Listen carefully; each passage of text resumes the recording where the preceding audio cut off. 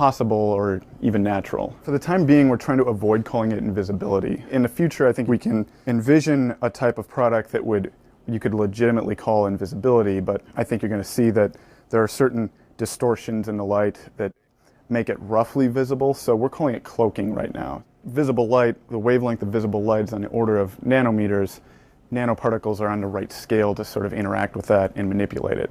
In principle, it's actually possible to get an object that will guide light around itself.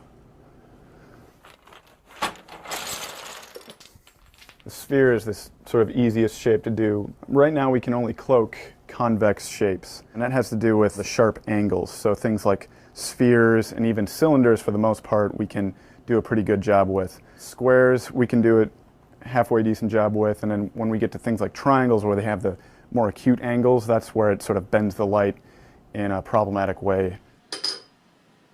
A lot of other research groups have tried to build three-dimensional structures that can do this sort of light guiding, but working with nanoparticles, we prefer to use self-assembly.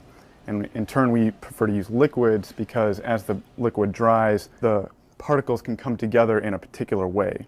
So by controlling the structure of the particles, we can control how they come together. Go ahead. Now it's important to get the droplet size right since this is sort of a surface area effect, so that's why we're using this atomizer. Of course, it takes a while for the students to get the technique down. If things don't dry evenly, that adds to the distortion of the light. So we just chose to use a simple hair dryer, and it also speeds things up for the demonstration.